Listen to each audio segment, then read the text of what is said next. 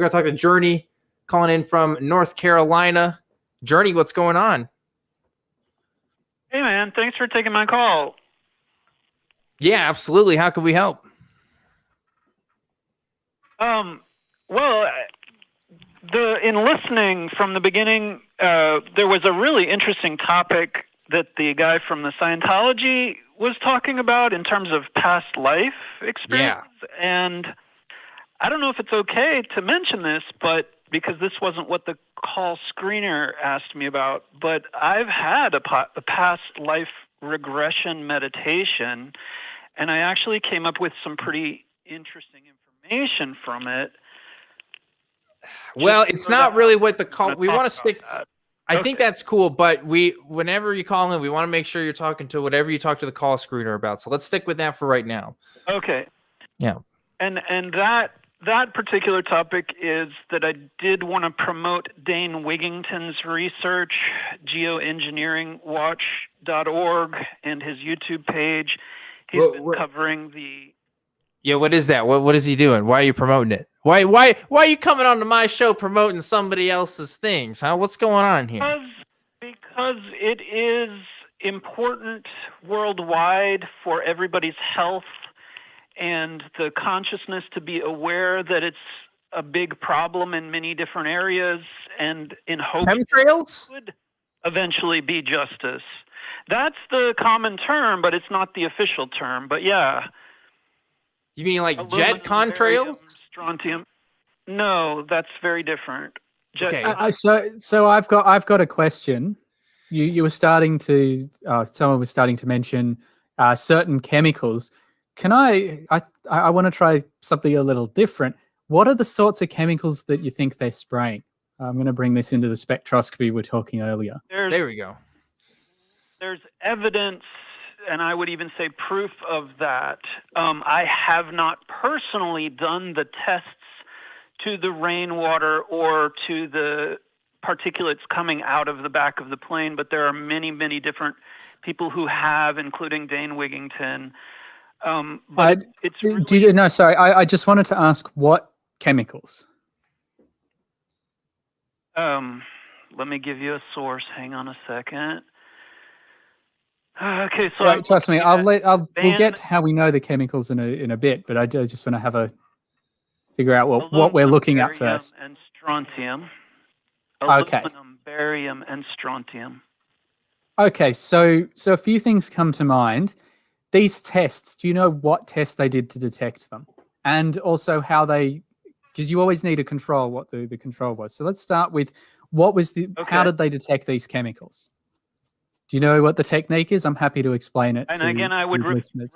The reference is Dane Wigington, and he has hired a plane to fly behind a jet plane that was fitted with the upper atmospheric injection nozzles, and they did the control outside of the jet stream that they were following, and that was their control. And then they got into the jet stream after the plane in front of them turned on the nozzles to release what most people would term chemtrails, or what Dane Wigington would term upper aerosol atmospheric injection particulates. And in that test, they found aluminum, barium, strontium. Honestly, the list goes on, but the aluminum and the barium and the strontium are very toxic things that people need to be aware of. And I really want to ask a couple of questions here. One, aluminium is one of the most common metals found on Earth. The reason it's so expensive is it's actually really hard to get as a pure metal. That's why it took us so long before we made things out of it. So the fact that you've detected aluminium somewhere is not a surprise. This is why I was asking how. I personally haven't, except for in my research online. But Dane Wigington has, and many other websites have documented the same thing.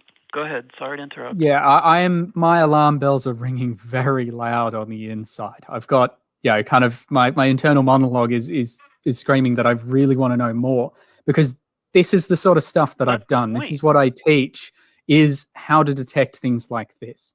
So I want to know what techniques are they using, things like AAS, atomic absorption spectroscopy, or the more advanced versions of that we have now. They're using mass spectroscopy, which would also tell you about other molecules. And so he was flying behind a jet, but most flight regulations do limit how close you can get to other planes. And the other thing with clouds, he had to pay a lot of money for a private jet to fly behind these other planes to be able to test. Again, that I'm more worried about how close were they? What techniques? How are they intaking these chemicals? How are they testing them on the fly? My PhD is in how do we detect methane in the environment, a very basic chemical, but it's hard to do on any kind of specific level. Detecting gases in the air quickly and like second by second is not an easy thing to do. There's a reason why there's a lot of research groups. Expert, but you can absolutely see them in the sky, and that's enough to at least know that they're doing what the scientists would call so I don't like radiation management. No, I don't like to just say, no, you cannot see these. Like because I look at what the sort of detection techniques. I'm sorry. Are you talking about methane? Because I wasn't talking about. No, not methane. Sorry. I was back to what you were talking about. Sorry, I should have been a bit clearer on that. But when you said you can see these things, do you mean that visually, or you can detect them somehow? Yeah, visually, it blocks out the sun. No, I'm gonna stop you there. That if there was enough of these metals in the atmosphere to see them visually, I'm not talking about the particulates. I'm talking about the upper atmospheric injection. What you might I'm talking about that too. Chemtrails, but but to use the layman's term, chemtrails, and you can see them, and they eventually block out. They do it at the beginning of fronts typically, and there's many reasons that they do it, but for the layperson, at the very least, when you're enjoying a blue sky day, and then all of a sudden these particulates are covering up the sky, blocking out the sun, that is the obvious thing that everybody can. So I find that very interesting. I just want to focus on that statement. You said they normally do them ahead of fronts. So my question now is, how do you know that's not just the weather coming in? Because I've watched these contrails being formed by jets on perfect blue skies, even in the middle of summer here. Although our summer's been a bit miserable this day, but we've still had a few really nice days. And I've watched them come over, and then they just dissipate, and they disappear. The sky doesn't get covered. But you're saying they often do them ahead of fronts, but fronts is going to bring in new weather. Now, the fact that you're going to find some particulates in the atmosphere is not surprising. You're going to have that everywhere. That's, because you actually can't get rain unless you have some tiny particulate or speck of dust or something for the raindrop to form around. So the whole idea of cloud seeding comes from, but that is very, very far from the idea of, chemtrails. And these jets, no one has ever shown me a photo of these jets they use for this. I've seen photos where people have said that, but they're just planes that have ballast tanks full of water that they use to simulate people moving around. So when someone comes to me and says, you can just see these chemicals out there, my work is in detecting these chemicals. I've worked with some metals. So one of the labs I've worked in the past, we had to be very careful because we worked with heavy metals like lead and cadmium. Yourself. But aluminium was not one of the massive worries, but we had to know how to detect it. What are these looking for? And these chemicals, depending on the compounds you put them with, will change their color. So there's a lot here. I don't mean to confuse people. I'm just trying to get the idea out that this is not very simple about just, you can look up and see it. There's so much more to it. So my question comes back to, but you can also, how do we tell this apart from just regular weather patterns? What's the specific technique? I'm not worried about the jets flying behind other jets because I've got my doubts about that story, but I'll be happy to look into it. But are we using a particular type of spectroscopy? When you even go to the people doing it, they will acknowledge many universities take part in weather modification. When That's you go to that's the that's people different doing it, things. universities admit in weather modification.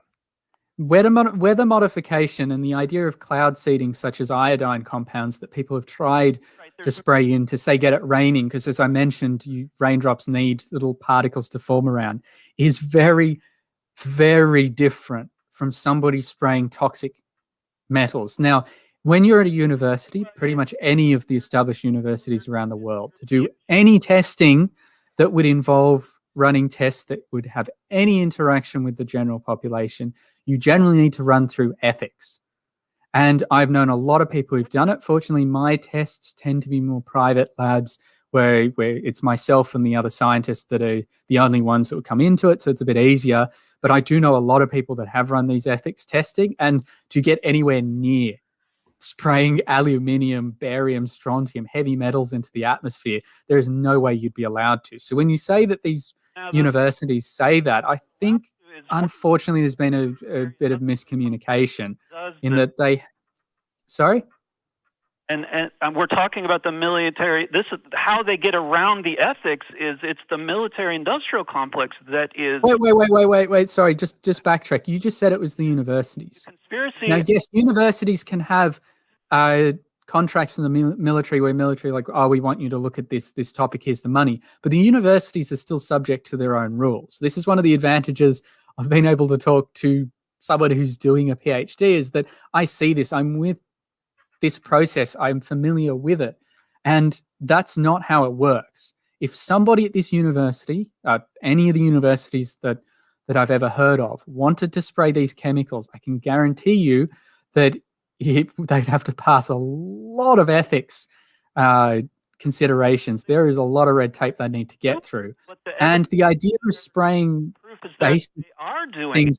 And that's why people claim it's an emergency, including Dan Wigington, because they're doing it against the ethics of everybody that would say no.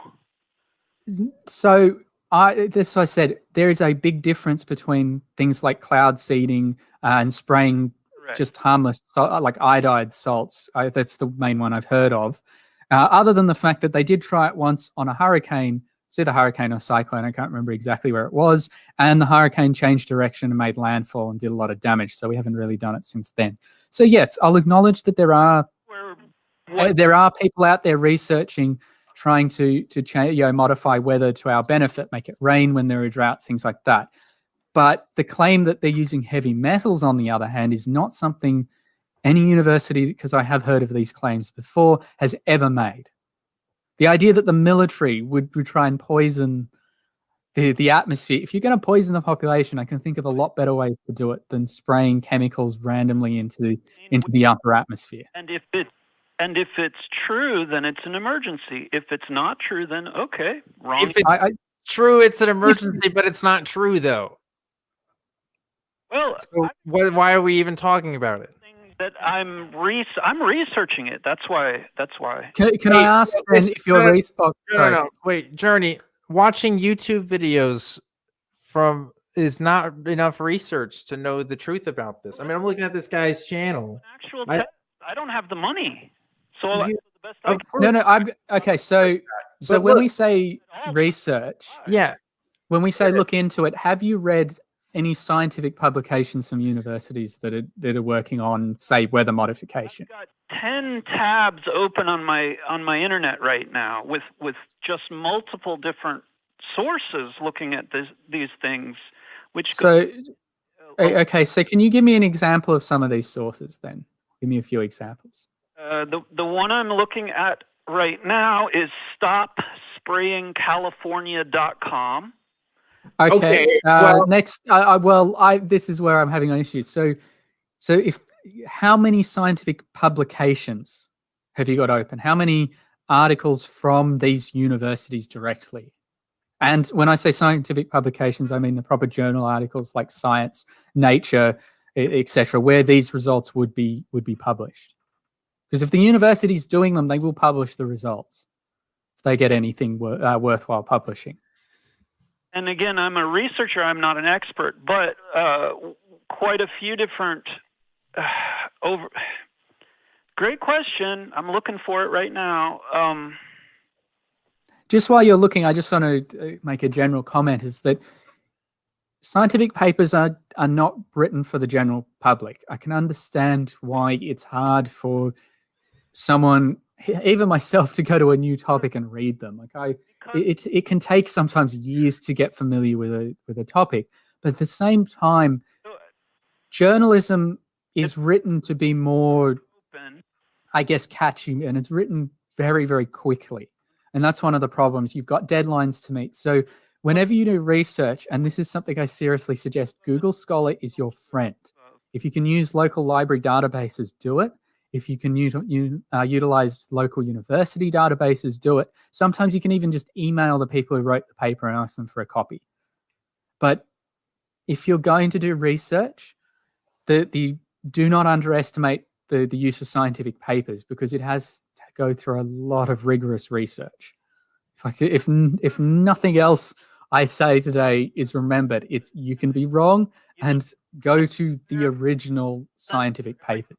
I have to get this in there, because censorship is not a good thing to include in peer review science. Skepticism, fine. Censorship, when you're certain that it's not okay, fine. You make that decision for yourself. Everybody should say no when it's important to say no. On the other hand, if you don't know, don't lean on your own misunderstanding. You're absolutely right. Going to credible papers, evidence, sources, I absolutely agree. Yes. So, and geoengineering.com or geoengineeringwatch.com is not a credible source. If the person that runs your website has been on InfoWars, I can tell you right off the bat, it's probably not a credible source. This is the problem. You're so against it that you're blaming the messenger. And when people get into that mentality, that's when skepticism and pessimism and pragmatism are a problem. I'm not saying they're bad. They're very important, but in moderation. The messenger is required to have credentials to make the claims that they are making, right? Like, the messenger is a part of the process. The reason why I would trust someone like Matthew doing a bunch of bullshit. Trump was president. No, look, I'm done with this conversation, because here's the thing. The messenger is part of the process. Us criticizing the messenger is something that we have to do. I get it. Like, it makes it look like we're picking on the little guy, because we're not always talking about people who work at universities or do whatever. And I understand that mentality. But the problem is, when you're making his claims as big as this one, when you're talking about entire weather modification systems that are happening covertly between organizations, then your credibility really does matter. If you're just some Joe Schmo down the street who made a website from a WordPress blog, you're not going to be credible. I don't care what you have to say. It doesn't mean anything to me. If I start talking about weather modification just because I have a microphone and a show, that doesn't mean I can just say whatever I want just because I'm a skeptic. You know, we have to consider that too. So I disagree with this. Oh, you're just shooting down the messenger. That's part of the process.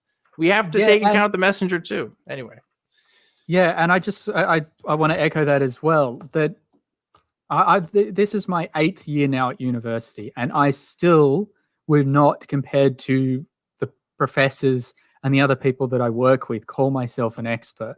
Not compared to them. There are people who have spent decades in this, learning an area of science like spectroscopy, like just how do you detect these chemicals, is a long, long process. As I said, science is boring, and I know it sounds like we're just being closed-minded, or I don't want to hear that, but that's not the case. And this is why I kept asking, how are we doing these tests? Because I want to know, if you could come to me and say, look, they were doing this spectroscopy, here are the samples, this is what they put in, these are the results. And obviously I don't expect that on a live show, but if I go around and find that, then I'll be like, okay, maybe there's something more to this. Let's look into it. But when it comes out that there's someone who does not have the qualifications, who does not have any evidence they've got the necessary expertise to know what they're talking about, then we're going to be, okay, how do we know this person is correct? And if they don't demonstrate it, then we're going to hold our belief and say, well, it looks like they don't know what they're talking about. Yeah. Yeah. Again, like, it's the internet age, man. Anybody can make some stuff up. There's entire cottage industries of people making things up. People have to realize this. This is somebody's source of income, whether they genuinely believe in the BS that they're talking about or not. And yeah, is it a category error to completely dismiss someone's credibility because they've been on InfoWars? Yeah, on some level, that's an argument from authority in reverse, right? But at the same time, we're not talking about, like, this is a claim that could be made by other kinds of people, people that can do serious research on this stuff. And look, if I found out something crazy like that, I'm not going to go to places like InfoWars that are known BS peddlers. All right. If you're swimming in, shit, like, don't keep swimming in it. You want to go to places where somebody is going to be more receptive to that, because otherwise it's just going to get lost in the noise of where it's seen everywhere else. I mean, it's put on these places like InfoWars, these ideas, because you're more likely to believe in the other stuff that they have to say too. You're part of a customer base at that point. It is an entire industry that people get caught up in this stuff. And this is just one of them. Weather modification stuff is not new. It's been around for a while. And people have been talking about what this stuff is doing to the environment. And guess what? We don't have any good evidence that this stuff is really happening, at least what they specifically claim is happening.